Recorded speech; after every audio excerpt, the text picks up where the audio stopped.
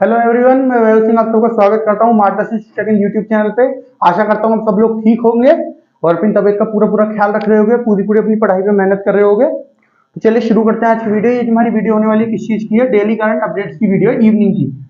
हमारी दिन में 2 टाइम भी आती है करंट अपडेट्स की वीडियो, एक मॉर्निंग में एक इवनिंग में। तो इवनिंग वाली वीडियो है। आज डेट क्या है? 20 फरवरी 2023। तो इसकी मॉर्निंग की वीडियो ऑलरेडी अपलोड हो चुकी है और ये इवनिंग की वीडियो है। तो चलिए शुरू करते हैं बिना किसी देरी के। पहली हमारी जो न्यूज है, पहला जो हमारा करंट अपडेट है क्या है कि cabinet approves vibrant villages programme.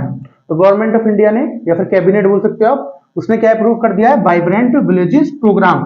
अभी वाइब्रेंट विलेजेस प्रोग्राम इसमें क्या होगा? देखिए बेसिकली क्या है इसमें, जो विलेजेस मतलब जो आपके गांव होते हैं, जो आपके नॉर्दर्न पार्ट वाले गांव है ना, जो इंडिया का नॉर्दर्न हिस्सा है, वहां के जो कुछ स्टेट्स हैं, यूनियन टेरिटरी है। अब नॉर्दर्न में कौन कौन सी स्टेट आती है हमारी? देखिए ये उन स्टेट्स की बात हो रही है जो ज्यादातर चाइना से मिली हुई है। जैसे यूनियन टेरिटरी आपकी लद्दाख मिली हुई है, फिर गांव आपके हिमाचल मिला हुआ है, तो आपका इधर आ जाओ अरुणाचल प्रदेश मिला हुआ है, सिक्किम मिला हुआ है। ये जो कुछ गांव है ना, उत्तराखंड भी कुछ हद तक मिला हुआ है। तो ये जो सारे गांव हैं, इन सब की बात, ये जो सारे स्टेट्स हैं और ये जो यूनियन टेरिटरी है, इनके जो गांव है ना, उनकी बात हो रही है बेसिकली यहाँ पे। उन गांव को करीबन 663 विलेजेस ना गवर्नमेंट ऑफ इंडिया ने आइडेंटिफाई की है। इनके ऊपर काम करना है। अब इनमें काम क्या करना है? इनको डेवलप करना है। अब इनको डेवलप क्यों करना है?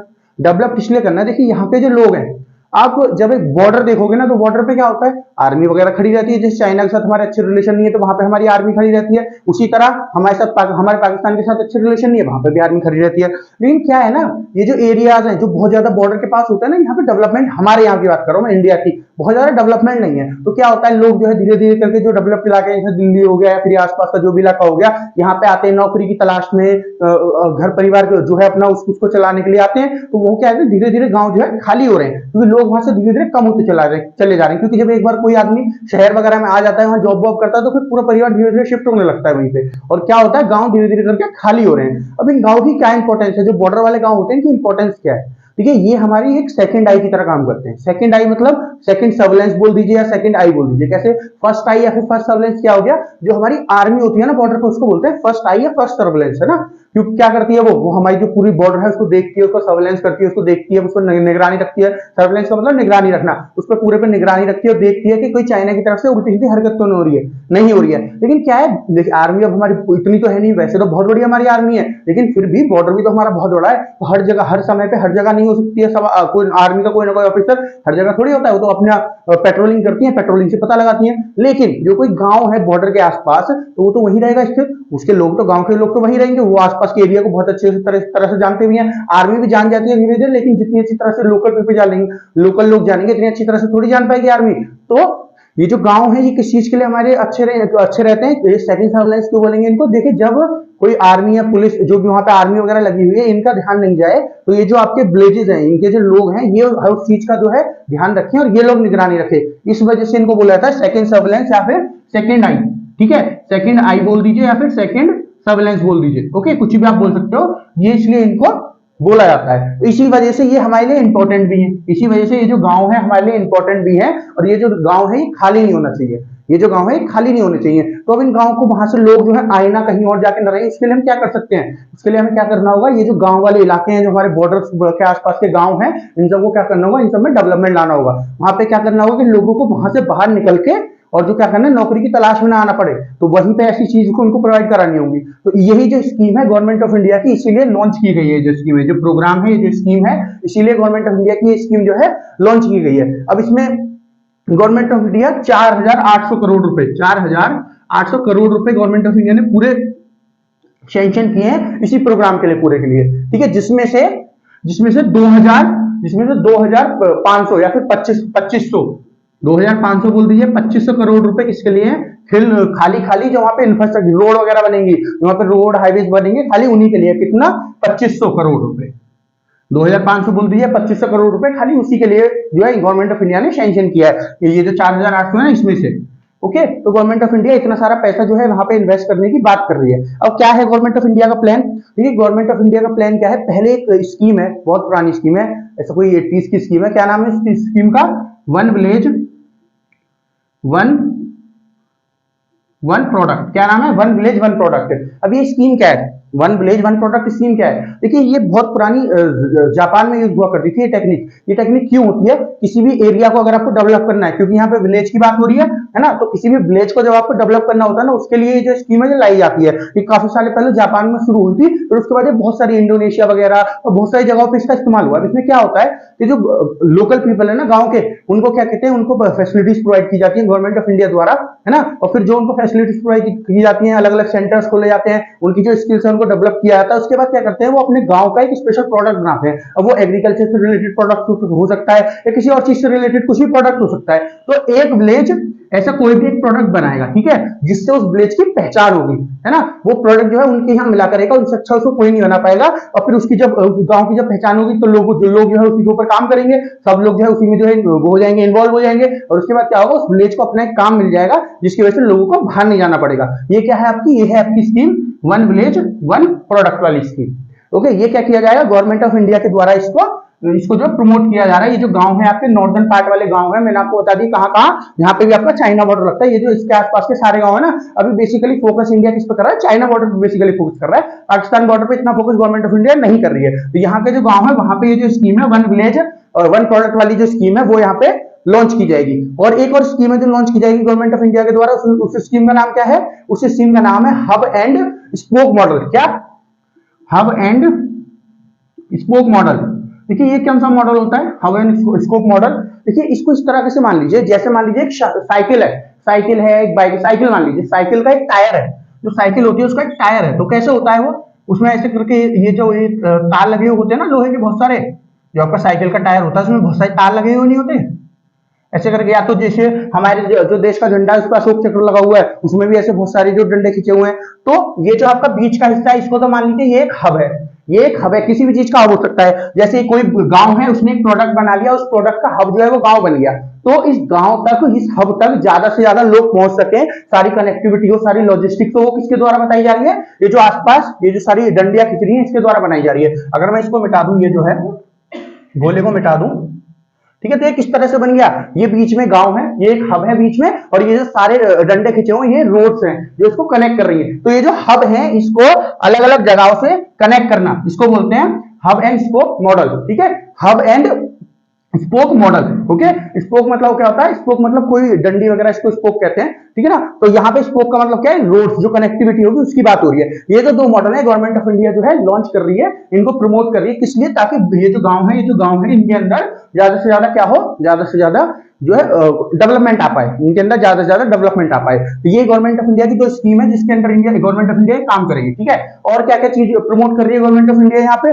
और प्रमोट कर रही है जी, जैसे कि हेरिटेज डेवलपमेंट, है ना।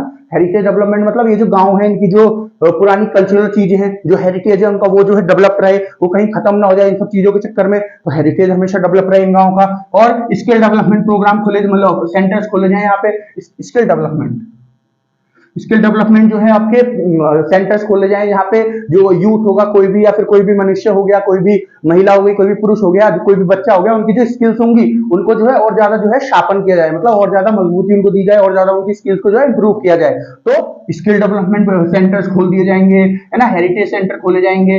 हेरिटेज सेंटर मतलब जो उनका हेरिटेज है वो बचा रहे, उसके ऊपर ज्यादा फोकस हो। और डेवलपमेंट इको एग्रीकल्चर खोला जाएगा। इको एग्रीकल्चर मतलब ऐसा एग्रीकल्चर जो हो इनके यहाँ पे, ऐसी प्रैक्टिसेस इनको सिखाई जाएंगी गांव वालों को, ऐसी डेवलपमेंट आपकी ऐसी डेवलपमेंट प्रैक्टिसेस इनको सिखाई जाएंगी। किस चीज में? एग्रीकल्चर में, जो इन्वायरमेंट फ्रेंडली हो, है ना। इको आ गया इसका मतलब जो इन्वायरमेंट फ्रेंडली हो, जो इन्वायरमेंट को नुकसान ना पहुंचाती हो, ऐसी एग्रीकल्चर प्रैक्टिसेस इनको सिखाई जाएंगी। ठीक है ना, क्योंकि ये जो एरिया होते हैं, जो नॉर्दर्न पार्ट में एरिया, कहाँ पहाड़ों के आसपास ये एरिया बसे हुए होते हैं, तो ये जो एरिया है ना बहुत ज्यादा जो स्टेबल एरियाज नहीं होते, वोलेटाइल एरिया होते हैं बहुत ज्यादा। तो क्या होता है, इन्वायरमेंट में अगर इनके में नुकसान होगा ना, तो बहुत सारी चीजें नुकसान कर सकती है। यहाँ पे आसपास का जो इन्वायरमेंट है बहुत बुरी तरह नुकसान हो सकता है उससे, है ना। इस वजह से क्या है, एग्रीकल्चर प्रैक्टिसेस ऐसी सिखाई जाएंगी इनको, ताकि ये जो इन्वायरमेंट को नुकसान हो रहा है, इको फ्रेंडली जो प्रैक्टिसेस है ऐसी इनको सिखाई जाएंगी एग्रीकल्चर करने के लिए। ठीक है, और गवर्नमेंट ऑफ इंडिया ने क्या बोला है कि एनजीओ या फिर सेल्फ हेल्प ग्रुप जानते हो क्या होता है? एनजीओ तो आप सभी जानते होंगे, है ना। जो ये एनजीओ अलग अलग उसके लिए जो पूरी ऑर्गेनाइजेशन बनती है, फिर अलग अलग जो कॉजेज होते हैं उनके ऊपर काम करती है। तो एनजीओ हो गए। सेल्फ हेल्प ग्रुप क्या होते हैं? देखिए जैसे एनजीओ को बाहर से वो लेने की जरूरत पड़ती है ना, लोन्स वगैरह, लोन्स मतलब जो इनको डोनेशंस वगैरह मिलते हैं, जो इनको डोनेशंस मिलते हैं एनजीओ वगैरह को, उसी के ऊपर तो काम करती हैं। लेकिन सेल्फ हेल्प ग्रुप जो है क्या होते हैं, ये कुछ लोग अपना ग्रुप बना लेते हैं जिनको किसी किसी बाहर से मदद नहीं लेते, वो जो इनके पास आपके पास रिसोर्सेज है, जो भी रिसोर्सेज है ग्रुप के लोगों के पास, उसी को मिला के और फिर किसी कोर्स के ऊपर काम करती है। ये होगा सेल्फ हेल्प ग्रुप, या फिर कोई और कॉर्पोरेटिव ऑर्गेनाइजेशन है, कोई भी जो इसमें जुड़ना चाहती है वो जुड़ सकती है, गवर्नमेंट ऑफ इंडिया ने बोला है। और ये जो गवर्नमेंट ऑफ इंडिया का प्रोजेक्ट है इसको सक्सेसफुल बनाने में काम कर सकती है। ओके, ये किसने बोला? गवर्नमेंट ऑफ इंडिया ने। तो अब ये प्रोग्राम जो है कैसे इंप्लीमेंट किया जाएगा गवर्नमेंट ऑफ इंडिया के द्वारा, है ना? ये तो गवर्नमेंट ऑफ इंडिया ने चीजें बता दी, क्या क्या है, किस किस चीजों के ऊपर फोकस कर रहे हैं, क्या क्या चीज प्रमोट कर रहे हैं। अब ये जो ये जो प्रोग्राम है इसको जो है इस पर काम कैसे किया जाएगा गवर्नमेंट ऑफ इंडिया के द्वारा। देखिए काम कैसे किया जाएगा, गवर्नमेंट ऑफ इंडिया ने क्या बोला है, जैसे अलग अलग विलेजेस है ना, अलग अलग गांव है, इनकी जो पंचायत ऑर्गेनाइजेशन है उनको क्या करना है, अपने गांव के लिए पूरा प्लान बनाना है, कैसे कैसे हमको अगले कुछ सालों में काम करना है। ठीक है, देखिए गवर्नमेंट ऑफ इंडिया ने 2 साल की बात करी है। 2 साल कौन कौन से, ये मैं आपको बताना भूल गया। 2 साल कौन कौन से, देखिए 2022 से 23 जो ऑलरेडी हो चुका है। ठीक है, इसमें स्कीम को जो है, ये जो स्कीम आपकी 2022-23 की ये वाली स्कीम उससे काम हो चुका है। अब इसका वर्जन 2.0 लॉन्च हो रहा है जो दूसरे साल के लिए। वो दूसरा साल कौन सा है, वो दूसरा साल है 2025-26। अब आप पूछोगे 2024 कहां चला गया, देखिए 2024 में इलेक्शन है, इस वजह से इस वाले साल को यहाँ पे इंक्लूड नहीं किया गया है। तो 2025 और 26 है ना, देख लो आपका इलेक्शन का कितना प्रभाव है। इसीलिए तो कह रहे हैं आपसे पढ़ो, 2023 में भर्तियां आने वाली हैं, इलेक्शन आ रहे हैं तो बहुत सारी भर्ती आएंगी, तो पूरी कोशिश करो कि 2023 में जो है भर्ती जो भी है उसे निकाल लो। ओके, तो ये 2 साल डिसाइड किए थे गवर्नमेंट ऑफ इंडिया ने, 2022-23 और 2024-25, जिसमें गवर्नमेंट ऑफ इंडिया यहाँ पे फोकस करेगी। ये जो स्कीम है, इसको स्कीम के द्वारा यहाँ पे फोकस किया जाएगा, इसके द्वारा, गवर्नमेंट ऑफ इंडिया के द्वारा। अब क्या है, मैं आपको क्या बता रहा था कि जो आपकी पंचायत ऑर्गेनाइजेशन है, किसी भी गांव की पंचायत होती है ना हर गांव में, तो जो पंचायत ऑर्गेनाइजेशन है उसको क्या करना है, एक पूरा प्लान बनाना है अपना, किसके साथ मिलके, जो आपका एडमिनिस्ट्रेशन है, वहां पे जो डिस्ट्रिक्ट एडमिनिस्ट्रेशन है ना, वहां के अलग अलग गांव के लोग, जो पंचायत आपका पूरा ऑर्गेनाइजेशन है, पंचायत ऑर्गेनाइजेशन, वो जाएगी और अपने गांव का प्लान दिखाएगी उनको, ये है, और दोनों साथ में मिलकर एक गांव का एक पूरा प्लान बनाएंगे। ठीक है, और फिर उसके ऊपर काम किया जाएगा। अब गांव में क्या क्या चीजें हैं जो इंपॉर्टेंट फोकस, जिन्होंने गवर्नमेंट ऑफ इंडिया ने बताया कि इन चीजों के ऊपर जरूर फोकस होना चाहिए, ऐसी कौन कौन सी चीजें, देखिए पहली चीज गवर्नमेंट ऑफ इंडिया ने बताई है सेफ ड्रिंकिंग वाटर। ठीक है, स्वच्छ पीने का पानी, साफ पीने का पानी होना चाहिए, इसके ऊपर काम होना चाहिए हर किसी गांव में। दूसरी चीज क्या बताई है इन्होंने, दूसरी गवर्नमेंट ऑफ इंडिया ने चीज बताई है कि electricity 24/7 hour electricity, 24/7 hour electricity, मतलब 24 घंटे, है ना, 7 दिन होते हैं, 7 दिन होते हैं एक हफ्ते में, तो 7 दिन में 24 घंटे बिजली आनी चाहिए, मतलब बिजली बिल्कुल नहीं जानी चाहिए, इस चीज के ऊपर काम होगा। फिर high speed internet, high speed internet के ऊपर काम जरूर होना चाहिए। फिर आपकी इन्वायरमेंट से जो इन्वायरमेंट इको फ्रेंडली प्रैक्टिसेस, जैसे कि सोलर एनर्जी के ऊपर काम होना चाहिए, विंड एनर्जी के ऊपर काम होना चाहिए, है ना, विंड एनर्जी के ऊपर काम होना चाहिए। तो ऐसी ही बहुत सारी चीजें, जैसे और टूरिज्म जो सेंटर है वो खुला होना चाहिए, टूरिज्म सेंटर, यहाँ पे जो है ज्यादा से ज्यादा लोग आए तो भी तो बिजनेस बढ़ेगा ना इस गांव में, तो भी लोग यहीं पे रुकेंगे। जब बिजनेस एक जगह पे होता है तो लोग अपने आप रुकते हैं। फिर और क्या चीज है, और हेल्थ एंड वेलनेस सेंटर खोले जाए, health and wellness centre, health की भी तो जरूरत है ना, हेल्थ एंड वेलनेस सेंटर, यहाँ पे हॉस्पिटल्स वगैरह ये सब खोले जाए। ठीक है, और एजुकेशनल इंस्टीट्यूशंस खोले जाए, छोटे छोटे स्कूल्स वगैरह खोले जाए, फिर बाद में उसको बड़े बड़े जो है बना दिया जाए, पहले छोटे छोटे से स्टार्ट की जाए, है ना। तो ये सब चीजें जो है एजुकेशन सेंटर्स हो गए, तो ये सब चीजें जो है गवर्नमेंट ऑफ इंडिया ने फोकस पॉइंट पर रखी है। और भी बहुत सारी चीजें हैं, लेकिन फिलहाल जो इंपॉर्टेंट चीजें मैंने आपको बता दी, इन सब चीजों के ऊपर फोकस करना होगा जब भी आप अपने गांव का जो है डेवलपमेंट प्लान बना रहे हो, इन सब चीजों के ऊपर आपको फोकस करना होगा। ठीक है, जो भी पंचायत अथॉरिटी है इन सब चीजों के ऊपर खास तौर से फोकस करना होगा आपको। किसके साथ मिलकर बना रहे हो जो प्रोजेक्ट, ये जो पूरा आप ये टाइमलाइन बना रहे हो, जो आपको पूरा डिटेल बनानी है, किसके साथ, जो भी आपका डिस्ट्रिक्ट एडमिनिस्ट्रेशन होगा उसके साथ मिलकर आपको ये सारी चीजें बनानी है। ठीक है, अब मैंने आपको बता दिया ये जो स्कीम है इसकी इंपॉर्टेंस क्या पहले बता चुका हूं। चाइना वाला जो एंगल चल रहा है ना, ये जो चाइना वाला एंगल है सबसे ज्यादा इंपॉर्टेंट इसकी है, क्योंकि गवर्नमेंट ऑफ इंडिया क्या चाहती है कि जो गांव के लोग हैं ना, इन गांव के लोग जो बॉर्डर एरिया के पास लोग गांव है, इनमें जो लोग हैं ये यहीं पे रुके रहे। क्यों रुके रहे? क्योंकि चाइना की जो इन्फिल्ट्रेशन बहुत ज्यादा हो रही है, इन्फिल्ट्रेशन मतलब घुसपैठी जो होती है उसको बोलते हैं इन्फिल्ट्रेशन। जो चाइना बहुत सारी इन्फिल्ट्रेशन कर रहा है, जैसे 2020 से चल रहा था आपका लद्दाख वाला चल रहा था, अब अभी थोड़े दिन पहले से कुछ 3-4 महीने पहले ये अरुणाचल प्रदेश में हुआ था, है ना, 2017 में आपका जो डोकलाम जो सिक्किम के पास डोकलाम वाला इलाका है वहां पे हुआ था। तो ये चाइना करता रहता है उल्टी सीधी हरकतें, है ना, लद्दाख में करता रहता है, अरुणाचल प्रदेश में। तो यहाँ पे जो गाँव है, यहाँ के लोग जो है यहाँ पे रहें और हमारे लिए एक सेकंड सर्विलेंस की तरह, एक दूसरी आंख की तरह, सेकंड आई की तरह हमारे लिए काम करते रहे। इस वजह से इन लोगों को यहाँ पे होना जरूरी है, ठीक है ना, क्योंकि ये जो एरिया है वो फर्जाइल एरिया हो जाता है, क्योंकि चाइना बार बार इन्फिल्ट्रेशन करता है। फर्जाइल मतलब कमजोर एरिया जो होते हैं। तो ये जो कमजोर मतलब फर्जाइल का मतलब कमजोर, है ना, तो जो कमजोर एरिया हो जाते हैं तो यहाँ पे लोग रहेंगे। जब हमारे यहाँ पे पॉपुलेशन रहेगी तो क्या होगा, जो भी देश होगा दूसरा वो घुसने से पहले सोचेगा। जब पॉपुलेशन रहेगी ना, जब पॉपुलेशन रहेगी तो जो चाइना है वो घुसने से पहले सोचेगा एक बार को, है ना। लेकिन अगर खाली एरिया होगा तो चाइना ऐसे घुसा चलाएगा मुंह उठा के। तो इस वजह से ये जो लोग हैं यहाँ पे होने जरूरी है। इसी वजह से गवर्नमेंट ऑफ इंडिया ये जो स्कीम है इसको लॉन्च कर रही है ना।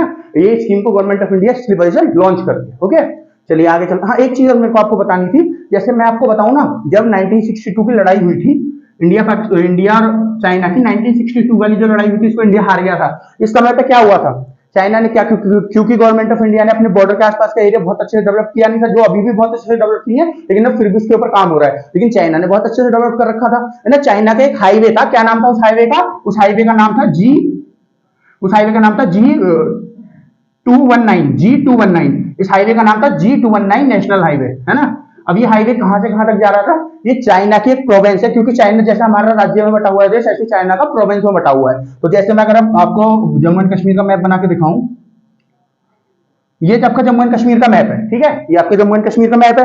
तो देखिए चाइना यहाँ पे भी है ऊपर, है ना, और यहाँ पे तिब्बत वाले इलाके की बात कर लो तो यहाँ पे भी चाइना है, अगर तिब्बत को मान लूं। तो एक चाइना का हाईवे जा रहा था उस समय पे, जो चाइना ने बनाया था, क्योंकि हमारी जो गवर्नमेंट जो ध्यान दे नहीं रही थी। यहाँ पे ऊपर लद्दाख वाला इलाका जो बहुत बर्फीला इलाका है, तो बहुत ज्यादा बर्फीला इलाका है, जो साइचिन वाला, ये साइचिन सॉरी, जो आपका अक्साई चीन वाला इलाका है, जो आपका अक्साई चीन वाला इलाका है, जो अब चाइना के पास है, यहाँ पे बहुत ज्यादा बर्फ वगैरह पड़ती है, तो लोग यहाँ पे, गांव वगैरह यहाँ पे है नहीं, तो गवर्नमेंट ने भी इस टाइम पे ध्यान नहीं दिया। तो उन्होंने क्या किया, एक हाईवे बना लिया ऐसे, जो इंडिया की टेरिटरी से होकर गुजर रहा था, है ना। और ये जो हाईवे था ये ऐसे क्यों बनाया? ऐसे भी तो बन सकता था ये हाईवे, देखिए ऐसे बहुत लंबा पड़ता है ना, लेकिन ये ऐसे जो बनाया इन्होंने सीधा पड़ गया, बिल्कुल ऐसे बनाते तो लंबा पड़ता, ऐसे बहुत सीधा बन गया। तो ये जो चाइना का ऊपर वाला हिस्सा था, नॉर्दर्न वाला हिस्सा, इसको तिब्बत से जोड़ने के लिए चाइना ने एक हाईवे बनाया। इस हाईवे को बनाने के बाद, क्योंकि अब चाइना ने हाईवे बना दिया, तो इस वाले हिस्से की चाइना की जरूरत थी, वरना कल को इंडिया से खराब कर सकता था, तोड़ सकता था हाईवे को। जब उसके बाद चाइना ने जो है अटैक किया 1962 में भारत के ऊपर, ठीक है। एक तो ये 1962 में ये वाला था ही, दलाई लामा वाला तो वो था ही ना, दलाई लामा वाला तो पहले से वो परेशान, मतलब गुस्से में था दलाई लामा वाली बात से।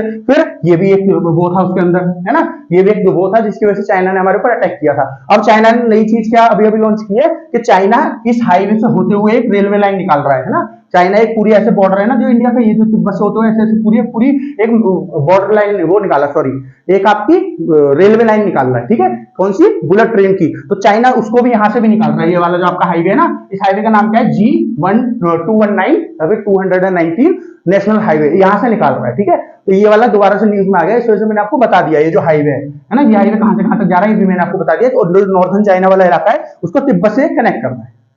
ओके, चलिए अब आगे चलते हैं, नेक्स्ट न्यूज देखते हैं। नेक्स्ट न्यूज क्या है? Karnataka state budget 2023-24। अब देखिए मैंने आपको थोड़ी बहुत न्यूज किसी बजट के बारे में दी होगी, किसी राज्य के बजट की बात कर रहा हूं मैं, कि थोड़ी बहुत न्यूज, कोई इंपॉर्टेंट न्यूज होगी तो दी होगी, लेकिन यहाँ पे मैंने पूरा कर्नाटका का जो राज्य, जो कर्नाटका राज्य है, इसके पूरे बजट की यहाँ पे बात कर रहा हूँ 2023-24 क्यों कर रहा हूँ? क्योंकि देखिए ये जो बजट आया है ना, इस बार थोड़ा सा स्पेशल है। क्यों स्पेशल है? क्योंकि मई 2023 में इलेक्शन होने वाले हैं। कहां पे? कर्नाटका में इलेक्शन होने वाले हैं मई 2023 में। जैसे 2024 में हमारे केंद्र के इलेक्शन होने वाले हैं ना, प्रधानमंत्री वाले, ऐसे ही 2023 में, जैसे 2024 में हमारे वो वाले इलेक्शन होने वाले हैं, उसी तरह 2023 में, मई 2023 में इलेक्शन होने वाले हैं। कहां पे? कर्नाटका में। अब ये इंपॉर्टेंट क्यों बजट? देखिए अगर मैं आपको ऐसे क्वेश्चन पूछूं आपसे कि मई 2023 में तो इलेक्शन हो जाएंगे, तो क्या बस खाली जो आपका 1 अप्रैल से शुरू हुआ है ना, 1 अप्रैल से शुरू होगा, जो भी महीना वो फाइनेंशियल ईयर शुरू होता है, मैंने आपको कई बार बता दिया 1 अप्रैल से 31 मार्च तक चलता है नेक्स्ट ईयर। तो 1 अप्रैल से शुरू होगा जैसे कर्नाटका में, तो क्या इसने खाली मई तक ही बनाया होगा, या फिर चलिए मई में चलिए पूरे इलेक्शन हो गए तो जून तक ही बनाया होगा इसने क्या बजट, है ना? बाकी का आगे का बजट कौन बनाएगा? जो आने वाली सरकार होगी वो बनाएगी आगे का बजट। या फिर मान लो इन्होंने 1 अप्रैल से लेकर अगले 31 मार्च तक बना दिया बजट, तो फिर जब नई सरकार आ गई, जैसे कोई और सरकार आ गई, इनकी सरकार नहीं आई, तो फिर इनका बजट वो फॉलो करेगी क्या, है ना? बाकी के जो महीने बचे उनमें वो वाली गवर्नमेंट फॉलो करेगी क्या इनका बजट? बताइए। तो ये जो थोड़ी सी कॉन्फ्लिक्ट वाली चीज है, अगर आपको नहीं पता हो तो ये थोड़ी सी कॉन्फ्लिक्ट वाली चीज है, कैसे फिर बजट कैसे होता है ना? फिर हमको पता होना चाहिए बजट कैसे होता है। समझ रहे हो आप? वरना फिर क्या होगा, या फिर आप सोच रहे होगे कि ये अभी से लेके और तब तक का बजट बना देगी, और जो गवर्नमेंट आएगी वो अब से लेके और जब तक का बजट बना देगी। हाँ, ऐसा ही होता है, ठीक है। इस ये जो बजट मैंने आपको बताया ना, ये ऐसे ही होता है कि जैसे अब तक के लिए जब तक का बजट ये बना देगी, कब तक का बजट नहीं बनाएगी, ये बजट बना देगी आपका मई या जून तक का, और उससे आगे जो नई गवर्नमेंट आएगी वो बजट बनाएगी, ठीक है। जब उसकी पूरी शपथ वगैरह ले लेगी, पूरी सरकार बन जाएगी, उसके आगे वो बनाएगी आपका, क्या बनाएगी, बजट बनाएगी। तो इस बजट को एक स्पेशल नाम दिया जाता है, क्या, इंट्रीम बजट, है ना, इंट्रीम बजट बोल दो, या फिर दूसरा नाम बोल सकते हैं इसको, मिनी बजट बोलते हैं इसको। कई बार क्वेश्चन पूछा जाता है मिनी बजट, जैसे जो निर्मला सीतारमण जी है अगली साल नेक्स्ट ईयर 2023 में मिनी बजट पेश करेंगी। क्यों? क्योंकि 2024 में मिनी बजट पेश करेंगी। क्यों? क्योंकि 2024 में इलेक्शन है, अगर सरकार किसी और की आ गई तो, है ना, और किसी को कंफर्म थोड़ी किसकी सरकार आएगी, तो 2024 में इस वजह से वो मिनी बजट पेश करेंगी। इसी तरह से जो आपकी ये कर्नाटक की गवर्नमेंट है, इसने भी क्या बजट किया है, मिनी बजट पेश किया है, फिर आप बोल सकते हो इंट्रीम बजट पेश किया। इस वजह से मैंने इसको मेंशन किया, इसके बारे में थोड़ा सा आपको आइडिया दे दूं। कभी फिर नेक्स्ट ईयर जो केंद्र में आपको ये मैं आपको इंट्रीम बजट बोलूं उस समय पे, या मिनी बजट बोलूं, तो आपकी समझ में ना आए, फिर मुझे दोबारा समझाना पड़े, इसलिए बाद में उस टाइम पे मैं समझा दूंगा। लेकिन अभी आपको आपके दिमाग में डालने के लिए मैंने ये जो पॉइंट है स्पेशली चुना है, ओके। इसी वजह से मैंने कर्नाटका का एग्जांपल स्पेशली चुना है। अब चलिए इनके बारे में बात कर ही लिए, तो थोड़ा सा बजट के बारे में जान भी लेते हैं, बाई चांस आ जाए पेपर में तो देख लेते हैं कि कर्नाटका ने अपने बजट में क्या क्या चीज बोली है। देखिए, कर्नाटका ने जो बहुत ज्यादा इंपॉर्टेंट बात बोली है वो क्या बोली है, देखिए बहुत ज्यादा इंपॉर्टेंट बात बोली है। क्या क्या करने वाले हैं ये जो है स्टार्टअप हब बनाएंगे अपने यहाँ पे, स्टार्टअप हब बनाएंगे अपने यहाँ पे, है ना। पूरी एक सोसाइटी बनाएंगे, पूरी एक क्या बोलते हैं, पार्क बनाएंगे, सोसाइटी नहीं पार्क बनाएंगे, या फिर हब बोल सकते हो आप, पार्क या फिर हब बोल सकते हो आप, बनाएंगे पार्क।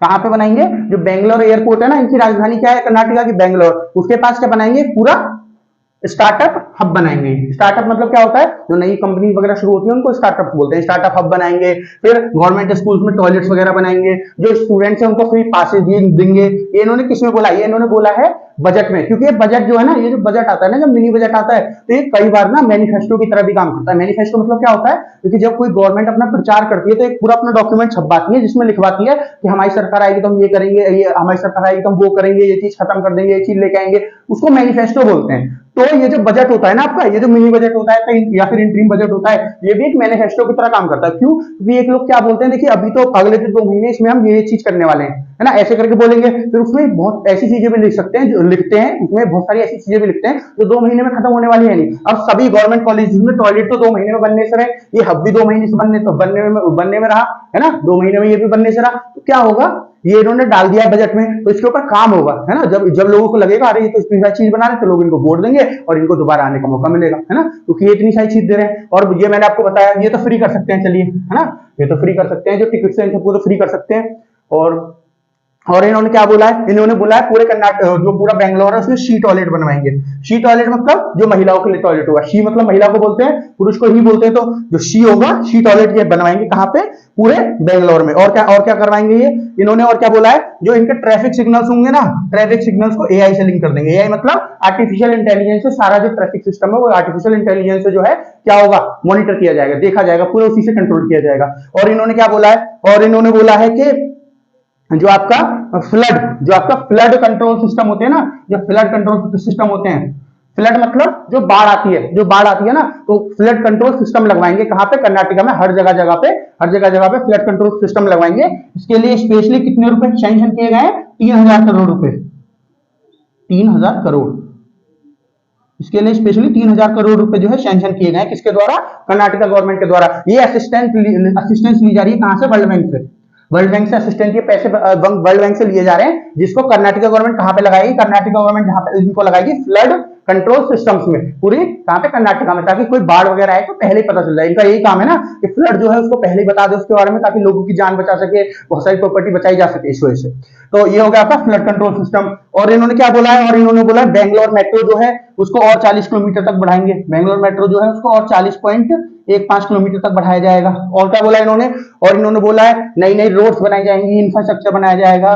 और बोला है इन्होंने कि 75 न्यू जंक्शंस बनाए जाएंगे, रेलवे जंक्शंस बनाए जाएंगे। क्यों? क्योंकि बेंगलोर में जो है जो ट्रैफिक कम से कम किया जा सके, इस वजह से क्या है नए नए जंक्शंस बनाए जाएंगे, थोड़ी थोड़ी दूर पे स्टेशन बनाए जाएंगे ट्रेन के, ताकि लोग ट्रेन से ट्रेवल कर सकें और रोड पे कम गाड़ियां लेके निकले। ओके, जब कम गाड़ियां लेके निकलेंगे तो ट्रैफिक भी कम लगेगा। तो ये सब चीजें इन्होंने क्या बोली है, ये सब चीजें इन्होंने अपने बजट में बहुत सारी चीजें बोली है, ठीक है ना। तो एक मैनिफेस्टो की तरह इन्होंने बजट निकाला है, मैनिफेस्टो की तरह ही होता है ये बजट। मैनिफेस्टो क्या होता है वो मैंने आपको बता दिया। चलिए अब हम कर्नाटका के बारे में थोड़ा सा जान लेते हैं, ठीक है। जब बात कर ही रहे हैं तो कर्नाटका के बारे में थोड़ा जान लेते हैं। कर्नाटका की कैपिटल क्या है? कर्नाटका की कैपिटल है बेंगलोर, है ना। कहां पे पड़ता है कर्नाटका? हमारा साउथ इंडिया में कर्नाटका पड़ता है। इसकी कैपिटल क्या है?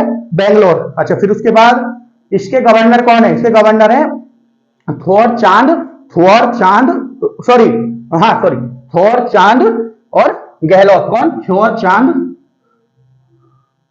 गहलोत, ये कौन है? इसके गवर्नर है। कहां के? आपके कर्नाटका के गवर्नर। ओके, और जो सीएम है, सीएम जो है थोड़े दिन में वैसे तो चेंज हो जाएंगे, थोड़े दिन में तो वैसे चेंज ही होने वाले हैं इनके गवर्नर, लेकिन फिर भी आप जानना चाहते हो तो इनके गवर्नर का क्या नाम है? वैशराज बोमई। क्या? वैशराज बोमई इनके उनका नाम है, सीएम का नाम, ठीक है। वैसे थोड़े दिन में शायद चेंज ही हो जाए या नहीं भी हो तो दोबारा भी सरकार आ सकती है, पर फिर भी वैशराज बोमई इनका नाम है जो इनके गवर्नर है। ओके, चलिए आगे चलते हैं, नेक्स्ट न्यूज देखते हैं। एक मिनट रुक जाइए।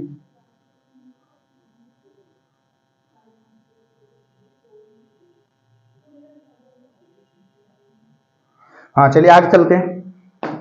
नेक्स्ट न्यूज क्या है?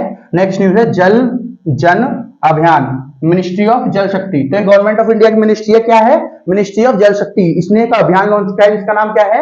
जल जन अभियान। जल जन अभियान मिनिस्ट्री ऑफ जल शक्ति के द्वारा लॉन्च किया गया है। अभी देखिए दो ऑर्गेनाइजेशन है इसमें, एक तो मिनिस्ट्री ऑफ जल शक्ति है, ये हो गई, इसने लॉन्च किया। दूसरी कौन सी ऑर्गेनाइजेशन है? दूसरी ऑर्गेनाइजेशन आपकी ब्रह्म कुमारी। क्या?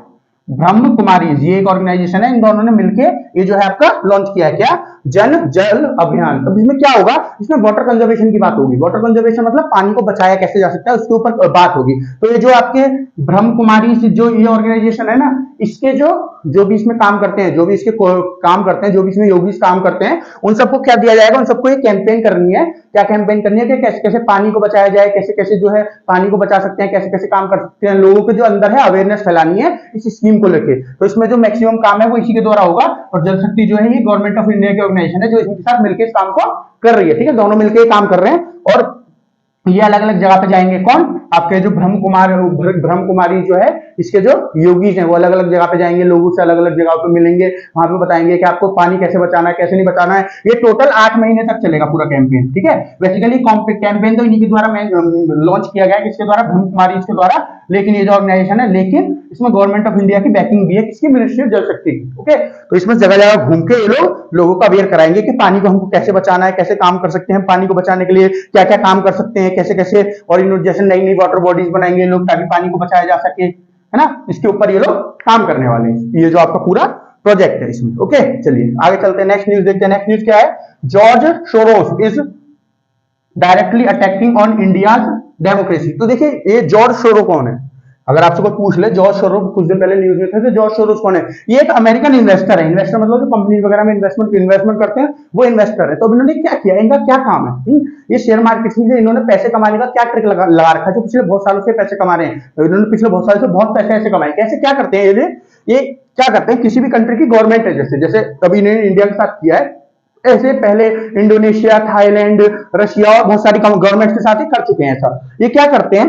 ये जो गवर्नमेंट्स होती है ना किसी भी कंपनी की, किसी भी कंट्री की जो गवर्नमेंट होती है, उस गवर्नमेंट के खिलाफ कोई भी उल्टी सीधी न्यूज फैला देते हैं। जब एक बार न्यूज फैलती है, धीरे धीरे जो है बहुत तेज न्यूज फैलने लगती है। जब न्यूज फैलती है तो जो इन्वेस्टर्स इनके यहाँ पे पैसे लगा रखे होते हैं वो अपने पैसे जल्दी जल्दी निकालना शुरू कर देते हैं। और जब वो पैसे निकालना शुरू करते हैं तो जो आप इनके शेयर होते हैं वो बहुत तेजी से नीचे गिरते हैं। मैंने आपको 2 तरीके बताए थे शेयर मार्केट से पैसे कमाने के, एक होता है लॉन्ग, एक होता है शॉर्ट। तो लॉन्ग तरीका क्या होता है? जब शेयर आपके ऊपर चढ़ रहे हैं और हम जो है पैसे इसमें लगा दें, जब प्लस में जा रहा है। दूसरा तरीका शॉर्ट, मतलब जब माइनस में जा रहा है, मतलब शेयर आपके नीचे गिर रहे हैं, आपने तब उसमें पैसे लगाए किस चीज पे? कि जो नीचे गिरता रहेगा, नीचे गिरता रहेगा, तो जितना वो नीचे गिरेगा उतना आप पैसे कमाओगे। जब लॉन्ग शॉर्ट पे आप लॉन्ग पे लगाते हो, उसका मतलब जब शेयर ऊपर बढ़ रहा है, आपने लगाया कि शेयर ऊपर बढ़ेगा, तो जब तक शेयर ऊपर बढ़ता रहेगा जब तक आप पैसे कमाते रहोगे। ये होता है तरीका शेयर मार्केट में पैसा कमाने का। तो ये क्या करते हैं? अलग अलग ऑर्गेनाइजेशन जो है, अलग अलग गवर्नमेंट जो ऑर्गेनाइजेशन नहीं, अलग अलग गवर्नमेंट के खिलाफ कुछ ना कुछ रिपोर्ट रिपोर्ट फैलाते हैं, कुछ ना कुछ उल्टी सीधी न्यूज फैलाते हैं। उसके बाद क्या होता है, धीरे धीरे करके जब न्यूज बहुत बड़ी हो जाती है तो इन्वेस्टर जो है वो अपने पैसे निकालने शुरू होते हैं, शेयर जब गिरने शुरू होते हैं तो ये गवर्नमेंट के जो शेयर होते हैं उसमें पैसे लगा देते हैं, जिसकी ऑर्गेनाइजेशन होती है, और उसके बाद बहुत सारा पैसे कमाते हैं उससे। ठीक है, अब आप सोच रहे होंगे इतने बड़े आदमी है कि मतलब गवर्नमेंट को हिला देते हैं किसी भी कंट्री को। देखिए, किसी गवर्नमेंट को हिलाना ना, किसी गवर्नमेंट को हिलाना देखिए बहुत कठिन काम होता है, सही में बहुत कठिन काम होता है, लेकिन उसके शेयर गिरना, ऊपर होना बहुत ज्यादा कठिन नहीं होता है। आपको बस एक अफवाह फैलानी होती है और लोग उसके ऊपर विश्वास करें। आपका नेटवर्क इतना बड़ा होना चाहिए कि लोग उसके ऊपर विश्वास करें। जैसे कि बीबीसी ने भी नरेंद्र मोदी के ऊपर उल्टे सीधे वो जो डॉक्यूमेंट्री बनाई, ठीक है, गवर्नमेंट ऑफ इंडिया के जो शेयर से थोड़े बहुत नीचे गिरे क्योंकि कुछ इन्वेस्टर उसमें से निकले, है ना, अभी कुछ प्रूव नहीं हुआ है उसमें, जो हमारा सुप्रीम कोर्ट उसने मना कर दिया, फिर भी तो थोड़ा बहुत नुकसान तो हुआ। उसी तरह से ये भी जो है इतनी बड़ी ऑर्गेनाइजेशन है, क्यों ऑर्गेनाइजेशन क्या है इनका एक क्या है, इनका एक वो है, क्या बोलते हैं, एनजीओ है इनका एक। तो एनजीओ जो है ना उसके द्वारा ये काम करते हैं। अब ये एनजीओ का नाम क्या है, इनके एनजीओ का नाम है ओपन सोसाइटी फाउंडेशन। क्या? ओपन सोसाइटी फाउंडेशन, ये इनका वो है, क्या बोलते हैं उसको, ये उनका एक एनजीओ है, ओपन सोसाइटी फाउंडेशन, ये इनका एक एनजीओ है। ये इसकी मदद से काम करते हैं। कैसे करते हैं कि ये किसी भी कंट्री में इन्होंने खोल दिया, जैसे ये एनजीओ तो अलग अलग कंट्री में खुलते हैं। अब उसको में क्या करेंगे, ये उसमें जो है पैसे लगाएंगे, है ना, उसको पैसे देंगे एनजीओ को। अब एनजीओ को पैसे किस लिए देंगे, जिस कॉज के लिए देना चाहते हैं, जो चीज फैलाना चाहते हैं पूरे देश में, उसके लिए। अब एनजीओ को जैसे इन्होंने नरेंद्र मोदी के खिलाफ, जैसे भारत में इन्होंने खोला एनजीओ, इसके बाद इन्होंने इसको पैसे दिए, इनकी जो कंपनी है उसने पैसे दिए इसको, ठीक है, ये जो एनजीओ है, और इससे कहा कि लोगों के मन में नरेंद्र मोदी के खिलाफ उल्टी सीधी चीजें आपको भरनी है। फिर जब ये एनजीओ लगातार लगे रहेंगे तो धीरे धीरे करके लोगों में उसके खिलाफ आएगी भी बात, नरेंद्र मोदी के खिलाफ बात आने लगेगी। उसके बाद क्या होगा, नरेंद्र मोदी की सरकार तक गिर सकती है ना। तो इन्होंने क्या बोला है, इन्होंने अभी एक स्पीच दिया, उसमें इन्होंने क्या बोला है कि नरेंद्र मोदी जो इंडिया की गवर्नमेंट है वो मुझे पसंद नहीं आ रही। क्यों नहीं आ रही पसंद? यूं नहीं आ रही पसंद क्योंकि देखिए रशिया से ट्रेड कर रहे हैं, वैसे भी अमेरिकन है, वैसे अमेरिकन नहीं है, हंगेरियन अमेरिकन है, लेकिन अब तो अमेरिका के रहने वाले तो अमेरिकन ही हो गए, सब वही काम है इनका सब कुछ। तो अमेरिका के लोगों को तो वैसे पसंद नहीं है रशिया। तो इंडिया जो है लगातार जो इंडिया रशिया की रिलेशनशिप है, जो फ्रेंडशिप है वो बढ़ रही है ना। इंडिया की रिलेशनशिप तो बहुत पुराने समय से चल रही है। अब देखिए एक चीज आप समझिए, ऐसा तो है नहीं कि जब से बीजेपी की गवर्नमेंट है फिर नरेंद्र मोदी गवर्नमेंट आई जब से जो है इंडिया और रशिया के रिलेशन बहुत अच्छे हो गए। इंडिया और रशिया के रिलेशन तो काफी समय से बहुत अच्छे हैं। इंडिया और रशिया के जो रिलेशन है तो काफी समय से बहुत अच्छे हैं। आप कब से लगाओगे? आप नेहरू जी से लगा लो, है ना, इंदिरा गांधी जी से लगा लो आप, है ना, चाहे आप उसके बाद जितने भी लीडर आए उनसे लगा लो, फिर ये नरेंद्र मोदी पे आ जाओ आप, नरेंद्र मोदी पे आ जाओ तो भी रिलेशन अच्छे हैं। हमारे तो रशिया के साथ हमेशा ही रिलेशन अच्छे हैं, है ना। लेकिन ये इनको क्यों फोकस कर रहे हैं? क्योंकि इस समय पे इनको इंडिया से काम है ना, इस समय पे इंडिया से काम है। और इस समय पे लीडर कौन है? इस समय पे मोदी जी लीडर है। और मोदी जी को अगर किसी भी तरह से आपको कुछ भी नुकसान पहुंचाना है तो एक ही काम करो। तो बीबीसी ने क्या किया बीबीसी ने, कि इन्होंने मुस्लिमों के ऊपर अत्याचार किए थे जब वहां दंगे हो रहे थे, वही सेम बात इन्होंने बोल दी है। इन्होंने क्या बोल दिया कि नरेंद्र मोदी जी की जो गवर्नमेंट है ये खाली हिंदुओं को सपोर्ट करती है, मुस्लिमों पे अत्याचार करती है, ये करती है वो करती है, यही सब इन्होंने बोला है, ठीक है। और इन्होंने एक चीज और बोली, क्या बोली है कि मैं नरेंद्र मोदी जी की सरकार 2024 में बनने नहीं दूंगा, क्योंकि इलेक्शन आने वाले हैं, है ना, जब तो फायदा उठाएंगे ना, इलेक्शन आने वाले हैं। इन्होंने क्या बोला है कि मैंने $1 बिलियन स्पेशली रखे हुए हैं, किस लिए? ताकि मैं किसी एनजीओ को प्रोवाइड करूं और इसको गिराने की कोशिश करूं, इनकी जो सरकार है उसको गिराने की कोशिश करूं कैसे भी। अब देखिए ये एक चीज बोलते हैं यूएसए के लोग भी, और इन्होंने भी बोली है ये चीज कि इंडिया की डेमोक्रेसी जो है धीरे धीरे खत्म हो रही है। यहाँ मैंने लिखा है ना कि डेमोक्रेसी के ऊपर हमला किया है। इन्होंने क्या बोला है कि नरेंद्र मोदी की सरकार को हटाकर मैं इंडिया में डेमोक्रेसी वापस लाना चाहता हूँ, ये इन्होंने बोला। अब एक बात बताइए आप, इंडिया में डेमोक्रेसी के तो सबसे बड़े प्रिंसिपल क्या होते हैं? मैंने आपको शायद बताया पहले भी कई बार, लेकिन फिर भी आप सुन लीजिए। डेमोक्रेसी के सबसे बड़े तो प्रिंसिपल क्या होते हैं? पहला, इलेक्शन सबसे फ्री और फेयर होने चाहिए। दूसरा, पावर जो ट्रांसफर ऑफ पावर है बहुत अच्छे से होनी चाहिए, कोई परेशानी नहीं होनी चाहिए। अब इंडिया की बात करूं मैं, जब भी इंडिया में इलेक्शन होते हैं हमेशा फ्री और फेयर हुए इलेक्शन। कितने बड़ी हमारी इतनी बड़ी जनसंख्या है, इतना बड़ा देश है, फिर भी हमारे यहाँ पे इलेक्शन में कभी कमी नहीं हुई। इलेक्शन हमेशा अच्छे से हुए, चाहे किसी राज्य के इलेक्शन हुए, चाहे किसी सेंटर के इलेक्शन हुए, या फिर हमारा जो सेंटर है जो हमारा केंद्र है उसके इलेक्शन हुए प्रधानमंट्री वाले, या किसी राज्य के इलेक्शन हुए, छोटे से भी इलेक्शन हुए हो, है ना, हमेशा फ्री एंड फेयर इलेक्शन होते हैं हमारे यहाँ। और हमारे यहाँ कभी ट्रांसफर ऑफ पावर में भी दिक्कत नहीं आई। ट्रांसफर ऑफ पावर में दिक्कत कैसे आती है? जैसे कुछ दिन पहले मैंने ब्राजील का एग्जांपल दिया था, उससे कुछ दिन पहले जो अमेरिका में जो ट्रांसफर ऑफ पावर करनी थी, ये जो आपके ट्रंप थे इनको करनी थी जो बाइडेन को, जब इनके यहाँ कैसे परेशानी आई थी, लोग घुस गए थे उसमें, इनके जो इनका वो है व्हाइट हाउस है वहां पे लोग घुस गए थे। ये होता है ट्रांसफर ऑफ पावर ना करना। ट्रांसफर ऑफ पावर मतलब जो पहले जिसके पास पावर थी वो दूसरे को जो जीता है उसको पावर ट्रांसफर कर दे। अब जब हमारे यहाँ पे नरेंद्र मोदी जी जीते थे तो मनमोहन सिंह जी ने आराम से की थी पावर ट्रांसफर, जो आप ये जो आपका कांग्रेस पार्टी थी इसने आराम से की थी। जब अटल बिहारी वाजपेयी हारे थे 2004 में और ये आपके मनमोहन सिंह जी जीते थे तो बीजेपी ने आराम से पावर ट्रांसफर की थी। तो हमारे यहाँ तो पावर ट्रांसफर बहुत अच्छे से होती है और फ्री और फेयर इलेक्शन भी होते हैं। हाँ देखिए बहुत सारी चीज और भी होती है डेमोक्रेसी में जो हर जगह नहीं चल पाती। हर जगह चलने का मतलब है आप किसी भी देश में चले जाओ कोई ना कोई ऐसी चीज जरूर होगी। कोई देश आइडियल तो है नहीं, है ना, कोई देश ऐसा तो है नहीं जो बिल्कुल सब कुछ सही कर रहा है। अमेरिका में 50,000 है ह्यूमन राइट के इशू जो है ना। इंडिया ने जो हमारे देश के ये है फॉरेन मिनिस्टर इन्होंने उठाए थे कुछ दिन पहले, अभी 2 सिखों को मार दिया था, सिख जो होते हैं उनको, है ना। और बहुत चीजें ऐसी होती हैं जो ब्लैक पीपल होते हैं उनको मार दिया था, है ना। ये जो ब्लैक लाइफ मैटर्स वाली जो चला था पूरा कैंपेन, ये भी तो इन्हीं की वजह से चला था। किसकी वजह से? यूएस के जो पुलिस वाले थे उनकी वजह से, वो जो ब्लैक लोग थे उनको मारते थे। तो ह्यूमन राइट के इशू तो आपको हर देश में मिलेंगे और भी बहुत सारी चीजें जो हमारे देश में मिलेंगी या और देशों में मिलेगी। बहुत सारी चीजें हैं, है ना। रिलीजन के नाम पे भी हर देश में आपको मिलेगा। अगर आप इतने ही वो हो तो इजराइल और जो पैलेस्टीन का मुद्दा चल रहा है वहां पे जाके बोलो, है ना। लेकिन इंडिया जो है बहुत वो नहीं करता है, बहुत ज्यादा जवाब नहीं देता है निकल के। इंडिया का ये नेचर नहीं है, हालांकि अब तो फिर भी देने लगा है, जयशंकर सबके पास जाने देने लगे हैं। तो इस वजह से क्या करते हैं, इंडिया को दबाने की बहुत सारे देश कोशिश करते हैं और यूएसए तो हमेशा से करता है। क्यों? क्योंकि देखिए इंडिया, देखिए यूएसए को इंडिया की जरूरत है, जरूरत है चाइना को दबाने के लिए। लेकिन इसके साथ साथ इंडिया बहुत तेज ऊपर भी तो बढ़ रहा है ना। यूएसए को इस चीज से भी तो खतरा है कि मान लो हमने चाइना को तो दबा दिया लेकिन इंडिया ऊपर निकल गया हमसे भी, या फिर हमारे बराबर आ गया, हमको वो देने लगा। अब इंडिया जवाब देने लगा है और हमको फिर बहुत ज्यादा दबाव देने लगा। तो इस वजह से क्या है, इंडिया को दबाना चाहते हैं सब ये यूएसए वाले लोग, है ना। इस वजह से समय समय पे आप देखोगे इंडिया जो आपका यूएसए है पाकिस्तान की मदद करने लगता है कभी भी। कई बार आप देखोगे ना पाकिस्तान की मदद करने लगा है, कभी भी करने लगता है ना। तो ये इसी वजह से है ताकि इंडिया को कंट्रोल किया जा सके, समझ रहे हो, जाके इंडिया को कंट्रोल कर सके। ये इनका मानना है, किसका? यूएसए का मानना है। लेकिन यूएसए समझता नहीं हमको पाकिस्तान से कोई दिक्कत ही नहीं है ना। आप कुछ देते हो हम बोल देते हैं। क्यों बोल देते हैं? क्योंकि हमारा बोलना फर्ज है कि आपका दिमाग होना चाहिए, आप ऐसी उनकी मदद क्यों कर रहे हो, उनको हमारे खिलाफ यूज करेंगे, वैसे आप हमको अपना दोस्त बताते हो बहुत अच्छा, इस वजह से हम बोलते हैं। लेकिन हमको बहुत ज्यादा फर्क नहीं पड़ता है चाइना उसकी पाकिस्तान की मदद करते हो। ओके, तो अब हम इस पर न्यूज पे आ जाते हैं लौट के। तो इन्होंने क्या बोला है, $1 बिलियन तक हम जो है किसको देंगे, उनको देंगे जो आपके एनजीओ है उनको देंगे, ताकि नरेंद्र मोदी की सरकार गिराई जा सके। अब एनजीओ कैसे गिरा सकते हैं सरकार, मतलब बहुत सारी चीजों में एनजीओ जो है कैसे हाथ दे सकते हैं। सरकार गिरा कैसे सकते हैं मैंने बता दिया, उल्टी सीधी कैंपेन करके किसी भी लीडर के खिलाफ, किसी पार्टी के खिलाफ गिरवा सकते हैं वो कैंपेन, लोगों को मन बदल के।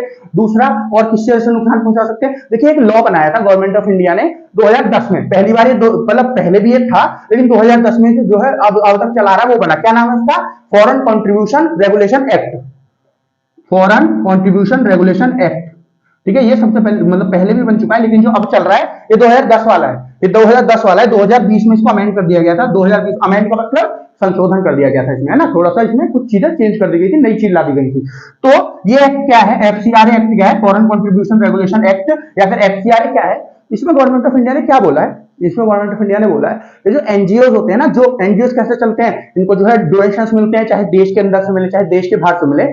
तो गवर्नमेंट ऑफ इंडिया ने बोला कि इस एक्ट के अंदर जो भी डोनेशन आपको मिलेगा ना, कोई भी एनजीओ होगा, आपको उसको अकाउंटेबिलिटी दिखानी होगी उसकी, मतलब एक पूरा ट्रांसपेरेंसी बनी होनी चाहिए, पूरी पारदर्शिता बनी होनी चाहिए कि जो भी आपके पास आ रहा है, जो भी आपके पास डोनेशन से पैसा आ रहा है ना, वो सबकी डिटेल हमारे पास आनी चाहिए। ये 2010 वाली की बात कर रहा हूँ, 2020 में क्या इंप्रूवमेंट की वो भी आपको बताऊंगा कि आपको सारी जो भी इंफॉर्मेशन है हमारे पास, आपको सब पेपर दिखाने होंगे, है ना। ऐसा क्यों किया गया कि मान लीजिए कोई एनजीओ है हमारे किसी दुश्मन देश में, पाकिस्तान जैसे देश ने खुलवा दिया हमारे एनजीओ, है ना। अब वो जो है डायरेक्ट पैसा दे रहा है ना, किसको? एनजीओ को पैसा दे रहा है, ताकि हमारे यहाँ बहुत सारे प्रोजेक्ट है उनको रोका जा सके और बहुत टेररिस्ट ऑर्गेनाइजेशन को थोड़ा सपोर्ट किया जा सके, लोगों को अपनी तरफ खींचा जा सके टेररिस्ट ऑर्गेनाइजेशन की तरफ। ये उल्टे सीधे काम करने के लिए पाकिस्तान पैसे दे रहा है उनको, तो हम जो है अकाउंटेबल कर सके कि आप पैसे कहां से कमा रहे हो। क्योंकि देखिए हमारे मान लीजिए कोई डैम बन रहा है ना, अब एनजीओ आ गया वहां पे, ये डैम जो है ये ऐसे इन्वायरमेंट को नुकसान करेगा, ये नुकसान करेगा, वो डैम बनना बहुत जरूरी है। लेकिन अब हम कोई चाइना तो है नहीं, है ना। चाइना तो हम है नहीं कि जो लोग बोल रहे हैं बोलने तो उनको हटाकर डैम बना देंगे। हम तो लोगों की सुनते हैं,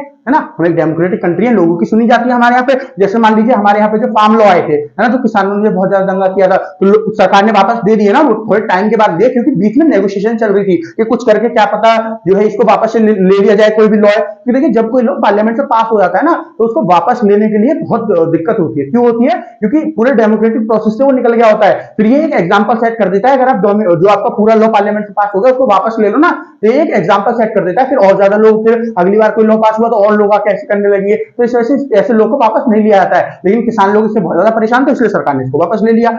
ऐसे ही अगर मैं आपकी बात करूं एनजीओ जो है, कोई डैम बन रहा है हमारे यहाँ पे, तो हमारे यहाँ पे लोगों की सुनी जाती है।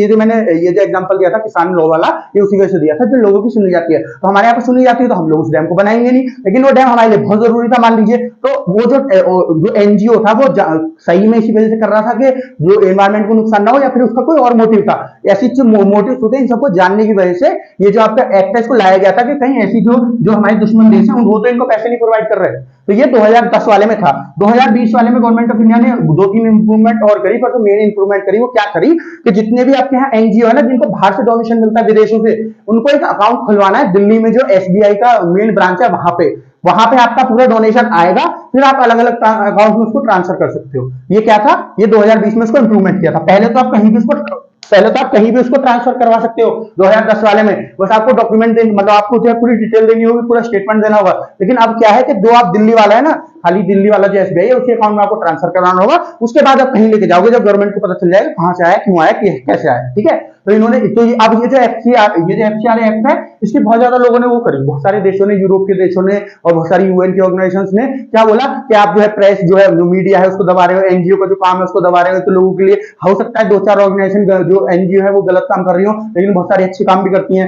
लेकिन जब तो इंडिया की बहुत ज्यादा बदनामी की गई, निंदा की गई इंडिया की, लेकिन जब इंडिया जो है अब ये जो एक्ट है इसको ऊपर चढ़ा सकता है, क्या आप ये वाला एग्जांपल देखे, क्योंकि जो ये आपके जॉर्ज सोरो है, सीधे सीधे बोल रहे हैं कि मैं $1 बिलियन दूंगा इनकी सरकार को गिराने के लिए, सीधे सीधे बोल रहे हैं। तो हम इस $1 बिलियन को कैसे बचा सकते हैं, हमारे देश में फैलने से ये जो एक्ट है इसके थ्रू बचा सकते हैं। तो हम बता सकते हैं पूरी दुनिया को कि ये एक्ट हमारे लिए क्यों जरूरी है, हमने क्यों बनवाई है। ओके, चलिए आगे चलते हैं, आज की लास्ट न्यूज देख लेते हैं। लास्ट न्यूज है आपकी, Iran foreign minister cancel India visit. तो ईरान के जो फॉरेन मिनिस्टर है, ईरान जो देश है उसके जो फॉरेन मिनिस्टर है, उसने इंडिया की विजिट जो है कैंसिल कर दिया उन्होंने।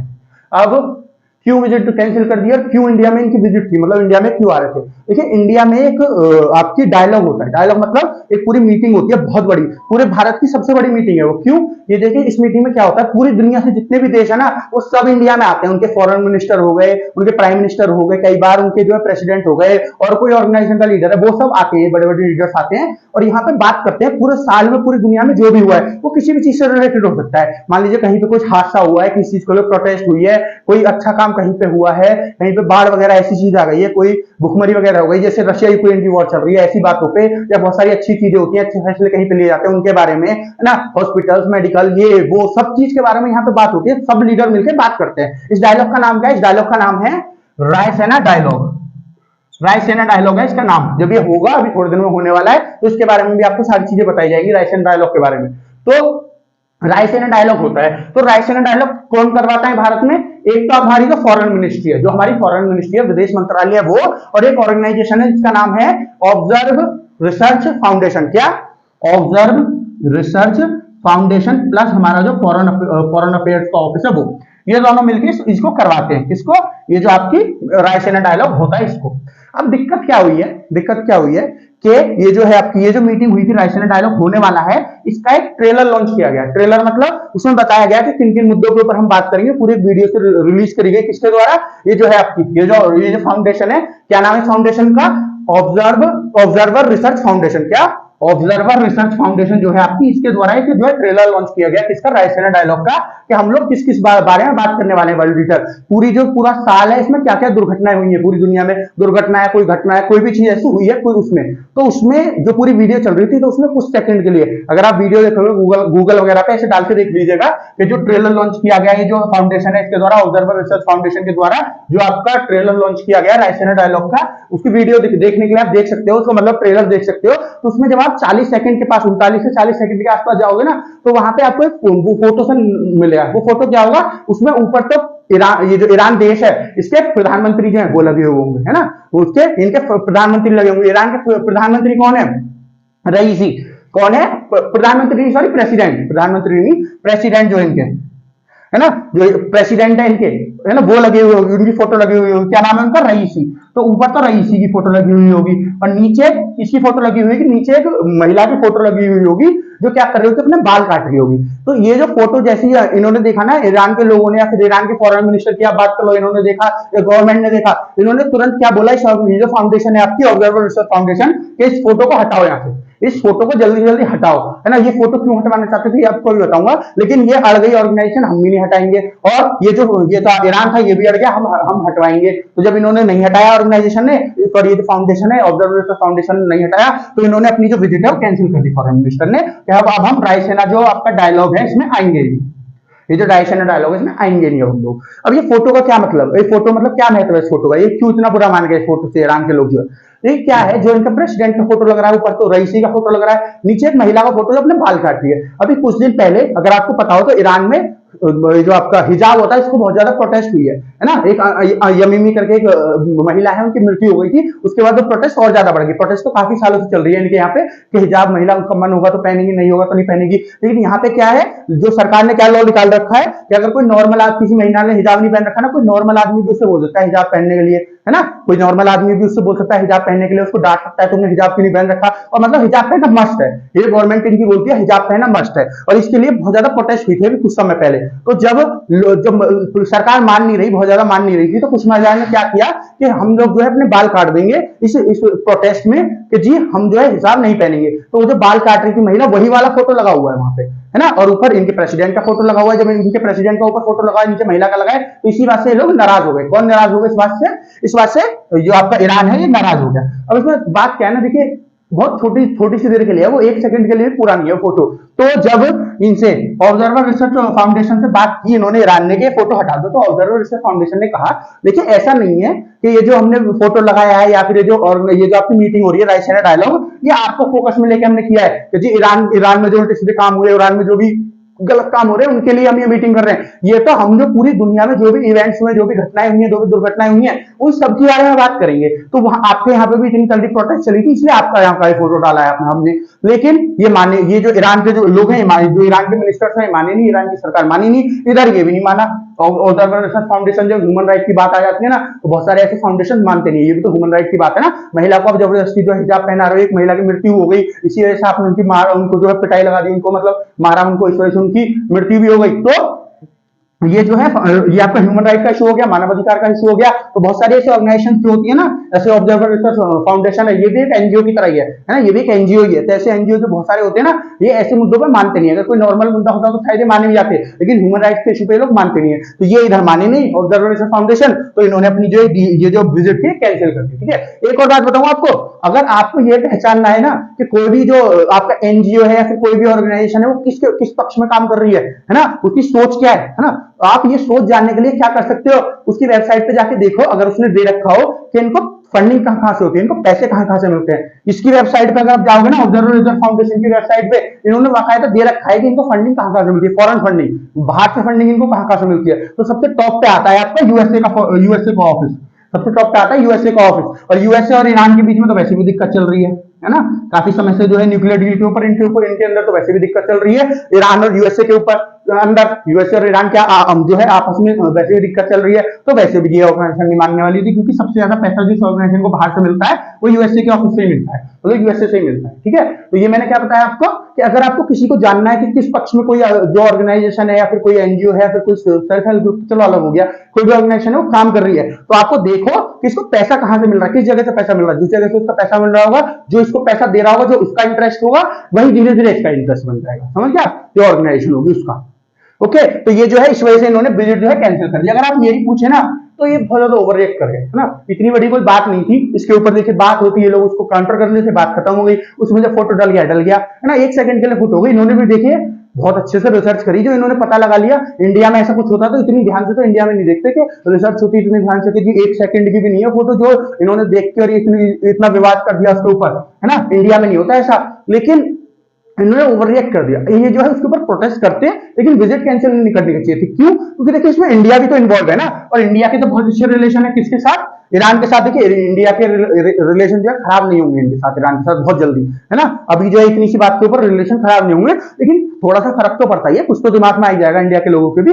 इंडिया का जो मिनिस्टर है उनके दिमाग में भी कुछ आएगा कि आप ऐसे हमारी जो इतनी बड़ी मीटिंग होती है, रायसेना डायलॉग इतना बड़ा है, आप उसको अटेंड नहीं कर रहे हो, चाहे कोई भी वजह हो, और इतनी बड़ी वजह भी नहीं है वो जिसके ऊपर आपने विजिट कैंसिल करी है। तो इस वजह से मैं कह रहा हूँ बहुत ज्यादा ओवर रिएक्ट कर दिया। ठीक है, तो आज के लिए इतना ही। एक बार पूरा बोर्ड देख लीजिए, आशा करता हूँ आपको सारा कुछ समझ में आ गया होगा।